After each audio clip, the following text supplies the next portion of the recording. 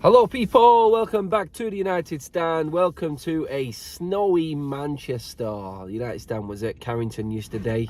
It was just threatening with snow, and the forecast was that tonight's game was going to be when it really came down. It looks like it's going to be a cold one, everyone. It really does. Forecast to be sleet, snow, freezing cold all the way through the day and build up to this game. And yeah, it's down to the players to warm everyone up, I think. Everyone obviously disappointed after what happened at weekend. Devastating result against Liverpool. Obviously, I've done a couple of videos now. I've started to talk a little bit more. It took me a couple of days to get over it. It was a disaster, an absolute disaster of a weekend last weekend, especially considering everything that's been positive and going on at the football club recently. It was just a shock to the system, and I don't think anyone was no one was expecting it. No one in world football was expecting that. Even when United were playing under Ole Gunnar Solskjaer, we weren't expecting 7-0. We wouldn't have been as surprised, but no one sees that sort of result against United. And it always comes against one of our little rivals, doesn't it? Well, little Liverpool, probably not little, to be honest, probably our biggest rival and the only team that can compete with us for stature in terms of worldwide fan base and history. But yeah, still very hard to take. Yesterday I was in the press conference. We got a question to Marcus Rashford and he answered it like a proper mank, like a proper United player. I was talking to United staff yesterday and I said they've made the right decision in who fronted that press conference. After a result like we got against Liverpool at weekend, it had to be someone like Marcus Rashford next to Ten Hag. It had to be someone with stature. Obviously Rashford's got a lot of credit in the bank from his brilliant season so far, 25 goals. And I think 9 assists as well, and he answered all the questions well, honestly, and to the bone, you would say. Just the way he spoke regarding how big a game Liverpool is, how poor performance it was, why the performance was poor. Didn't go into we just go again and we try and forget about it. There was an element of that to it, but he did dissect as to where it went wrong. It wasn't that we weren't trying. He shut that down. I think it was Simon Stone from the BBC who asked the question. People were saying that they just give up. He said that was nonsense. We didn't give up. We just lost our shape. We lost our discipline.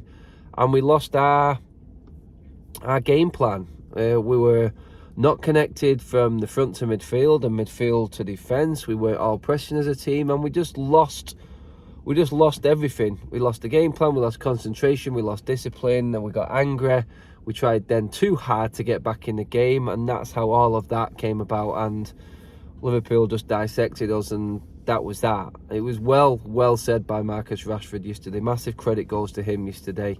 I think Ten Hag was actually happy that Marcus Rashford was in the press conference because he took most of the questions, to be honest. So yeah, it was good to get a question in, and ultimately every United fan was probably happy after that press conference yesterday, and we got a good insight into how the players are feeling. We then seen the training session afterwards and where the players were at, who was in training.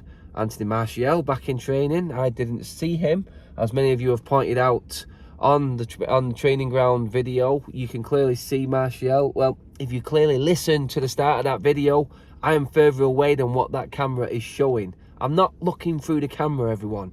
I said that yesterday. Get it in your heads. I can't see the players that clearly. So, yeah, steady on. Yeah, I couldn't see who it was. Everyone had hats and snoods on. But, oh, massive news. Martial back in first team training. No one's seen that coming. We were reporting the other day that news that broke that Martial was out till possibly April.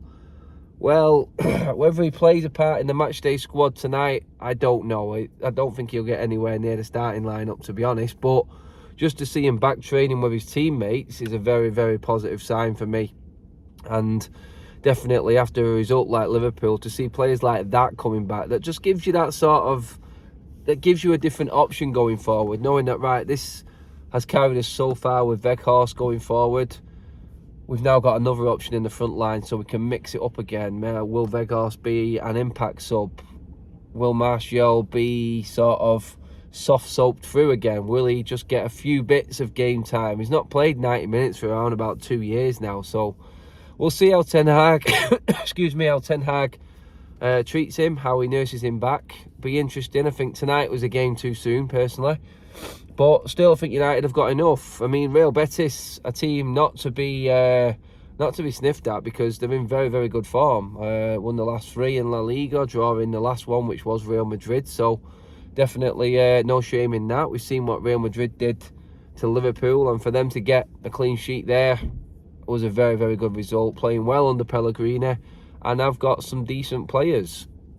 I'm looking at it going, Manchester United, I'm glad that the home game is first, because we got a chance to actually go into this game with the Old Trafford crowd behind us and actually get that momentum building again, get the crowd working, give the players a chance to actually put Liverpool behind us and go at it full pelt. Another away game straight after Liverpool might have been a bit difficult, and obviously a foreign one, travelling and everything. Probably worked out well for us that we have got the home game first. I never really like it when the home game is first, in terms of like an away leg and how things have actually panned out in the past. It's always a bonus playing the second leg first, and I think even more so playing the second leg at home. I think even more so now without away goals, it plays into the team, into your advantage, because you can go into the away leg and go for it, and then you can come back home with the crowd behind you, that momentum, and like we had against Barcelona, that's like point proven really, that little bit of a final push to the final whistle. Whereas when you're playing the first leg, you know there's another game to come, and it sometimes feels like you've still got another chance even if things go wrong. Whereas that second leg, it's like all or nothing, and if you've got a home crowd under the floodlights at Old Trafford behind you like it was against Barcelona, then you've got every chance of making it through. So yeah, another Spanish opposition this season for us, our third one. Sociedad, Barcelona, now Real Betis. Obviously we went on the winter tour to Real Betis as well, so yeah, it's been a very Spanish themed Europa League so far for United. Confident that we can get through this. Talking yesterday, like we said in the press conference, it did seem like a United, pardon the pun. Everyone chomping at the bit, raring to get go. Cannot wait, were the words, to get out on the pitch again for Marcus Rashford and put the wrongs of weekend behind us. I think that's important now. I think it's important to get the fans back on side. I mean, I still don't agree with fans leaving the stadium. I didn't think that was nice. Didn't think that was right. I never do.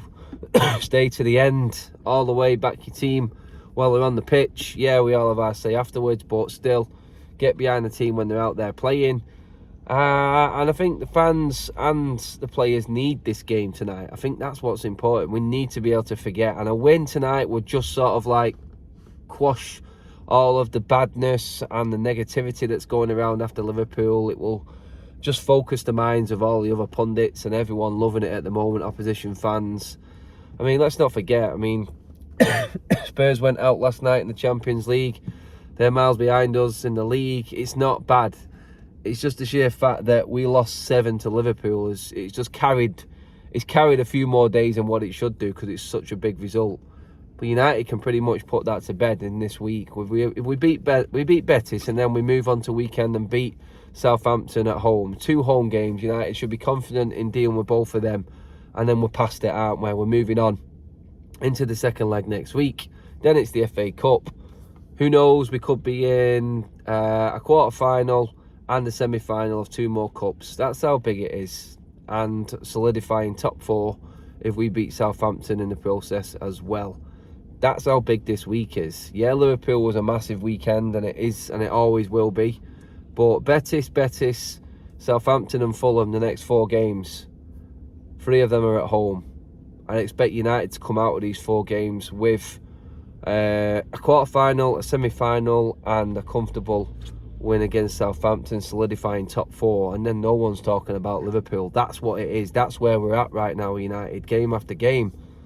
And you know what? There'd be a lot of teams who'd swap with us, who'd take a 6-3, 4-0, 7-0 defeat in our bad away games this season. If you offered them a trophy in the bag already, another semi-final and a quarter-final, and being comfortably in 3rd in the league, they'd snatch your hand off at that. So don't let anyone give you any jip. Don't let anyone banter you and keep bantering you. 7 goals for Liverpool. Yeah, you're still 7 points behind us. Let's just look at the reality. I'll take that all day long. That's what it means. United are back.